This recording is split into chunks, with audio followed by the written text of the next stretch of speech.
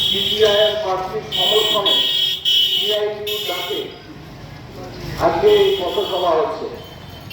এই পথসভাতে যতদূর পর্যন্ত আওয়াজ যাচ্ছে, যারা শুনছে এবং অনিচ্ছা সত্ত্বেও যাদের কানে আমাদের কথা যাচ্ছে, তাদের কাছে প্রথমে মাধ্যমা চেয়ে নিই। আমরা যে নির্বাচনে, বিধানসভা নির্বাচনে অংশগ্রহণ করতে যাচ্ছি, রাজ্যের মানুষ একটা সরকারকে নির্বাচিত করবে, যে সরকার আগামী 5 বছর মানুষের সুখ দুঃখ এই সমস্ত ভালো মন্দ বিচার করে আমাদেরকে ভালো রাখবে। বামফ্রন্টের 34 বছর আর তৃণমূলের 15 বছর। মানুষ এখন বলছে না, আগে আমরা ভালো ছিলাম, বর্তমান অবস্থা খুব খারাপ। মানুষ একটা বিকল্প কথা ভাবছে, পরিবর্তন করতে হবে, পরিবর্তন করতে হবে। এবং যে পরিবর্তনের গন্ধ চারিদিকে ঘুরছে, যে বাইরেরই তৈরি হয়েছে, ধর্মের ভিত্তিতে মানুষকে যে ভেদাভেদের চেষ্টা চলছে, যেটা ভয়ঙ্কর একটা রূপ নিতে পারে। হিন্দু মুসলিমকে ভাগ করে দাও, কেননা ওই রাজনৈতিক দলের যে নেতারা, তারা বুঝেছে মানুষকে ধর্মীয় ভাবে একত্রিত করা, ভোট দেওয়া এটা ভীষণ সহজ। হঠাৎ করে আমাদের মনে হচ্ছে যে মুসলমানদের একটু টাইট দিতে হবে, তার জন্য বিজেপিকে ভোট দাও। এই যে মানুষের কনসেপ্ট বাংলার মধ্যে ঢুকিয়ে দিচ্ছে, হিন্দু মুসলিম চারিদিকে, যেটা দেখতে পাচ্ছি একটা যে অবস্থাটা তৈরি হবে, যখন এই দাঙ্গা লাগে, এই মুসলিম হিন্দু বা যে কোনো জাতির মধ্যে দাঙ্গা লাগে, তখন ছোট লোক, বড় লোক, পয়সাওয়ালা, গরিব, কাউকে দেখা যায়, পুরো সব সারখা হয়ে যায়। সিদ্ধান্ত আপনাদের হাতে। আপনারা কিসের উপরে ভালো থাকবে? আপনারা কি লক্ষ্মীর ভান্ডারে খুশি? আপনি কি যুবশ্রীতে খুশি? সবুজ সাথীতে খুশি? কন্যাশ্রীতে খুশি? এত শ্রী শ্রী শ্রী সব কি কোথা থেকে দিচ্ছে? টাকা কার? ভাবটা এমন দিয়ে দিলাম, করে দিলাম, কার টাকা? আপনার আমার প্রত্যেকের টাকা। আপনার লাইনের বিদ্যুতের বিল কত ছিল, এখন কত টাকা ইউনিট? হিসাব যদি করেন, ওই আগে যেরকম বাল্ব চলতো, বাল্ব ঘরের 40 পাওয়ার 60 পাওয়ার, যদি ওইটা থাকতো তাহলে দেখতেন আপনার বিলের অবস্থা। এখন সব 2-3 ওয়াটের বাল্ব আমরা জ্বালাই, তাও মাসে মিনিমাম 1.5 থেকে 1,000 টাকা করে বিল। এই যে চলছে একটা লুটপাট। যারা এই যে পরিবহন শ্রমিক আছে, আপনাদের গাড়ির ট্যাক্স কত ছিল, বর্তমানে রোড ট্যাক্স কত, ইন্স্যুরেন্স কত ছিল, বর্তমানে ইন্স্যুরেন্স কত দিতে হচ্ছে? ভাবলেন না? ভাবলেন না যে আপনার কাছে সরকার যেভাবে নির্ণয় নিচ্ছে, তার বিনিময়ে আপনি কি করছেন? আপনাদের কি করছে? সমাজে দুটো শ্রেণী তৈরি করার চেষ্টা চলছে। একটা হচ্ছে পয়সাওয়ালা পুঁজিপতি, আরেকটা শ্রমিক। আমরা যারা নিম্ন মধ্যবিত্ত মানুষ, আমরা নিম্ন মধ্যবিত্ত ভাবে পরিবার পরিজন নিয়ে থাকি। আমাদের আগামী প্রজন্মের সামনে কি? কোনো কর্ম নেই, কর্মসংস্থান নেই। আপনারা এখানে শ্রমিকের মানুষরা আছেন, আগে কষ্ট করে হলেও আপনার বাচ্চাকে কষ্ট করে হলেও পড়াশোনাটা করাতে, যে কিছু একটা হতে পারে। আপনি গ্রামের পর গ্রামে যান, পশ্চিমবঙ্গে 8,500 স্কুল বন্ধ হয়ে গেছে। তারা বলছে বাড়িতে গিয়ে মুই আর কাজ করি চাই না, মুই কেরালা চলবো, সব কেরালা। গ্রামের পর গ্রাম দেখছে গার্জিয়ান না, এখানে তো কোনো কাজ নেই। পশ্চিমবঙ্গ সরকারের একটা আশার একটা প্রকল্প ছিল, কুচবিহার চকচকা ইন্ডাস্ট্রিয়াল পার্ক, কোথায় গেল? দিনের পর দিন ঝাঁপ বন্ধ হয়েছে, ঝাঁপ খুলে নেই।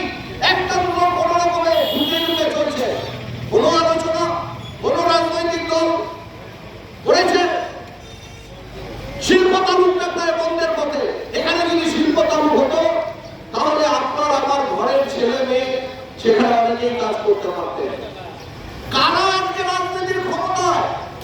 রাজনীতির কারবারি যারা, যারা রাজনীতিকে ব্যবসা হিসাবে নিয়েছে, তারা এখন হচ্ছে রাজনীতির দায়িত্বে আছে। কে শুভেন্দু অধিকারী, কে নীতিশ মামনি, সবই তো ওদের মধ্যে মিলামিলি ব্যাপার। শুভেন্দু অধিকারী আজকে বড় বড় কথা বলছেন।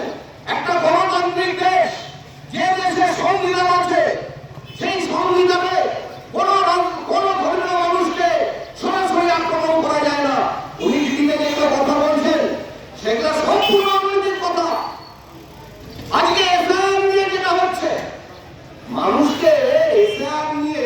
নির্বাচন কমিশন নাজেহাল করে ছাড়ছে। আর আমি এখন ভোটের কাজের জন্য আমি ব্যস্ত।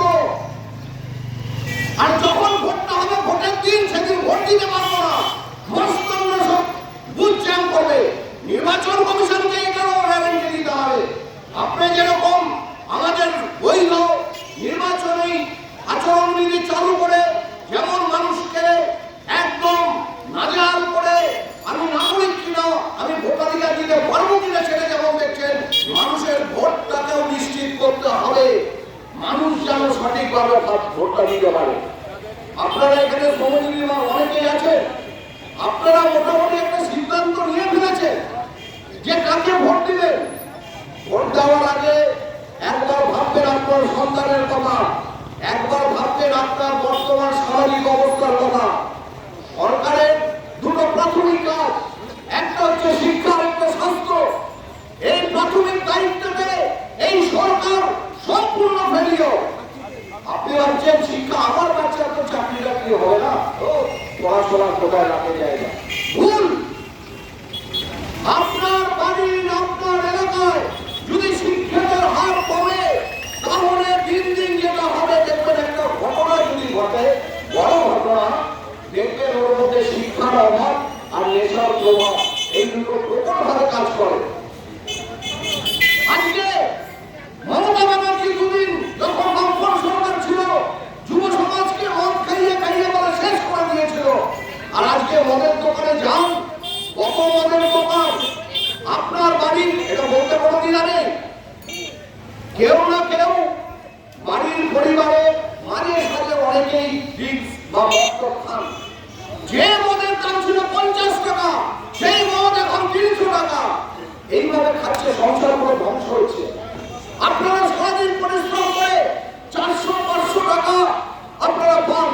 400-500 টাকা নিয়ে বাড়ি যাওয়ার পথে রিয়াল লটারি না, আমি কাটি ফেলাই, আমি একটা হইতে পারে, রাখতে পারে।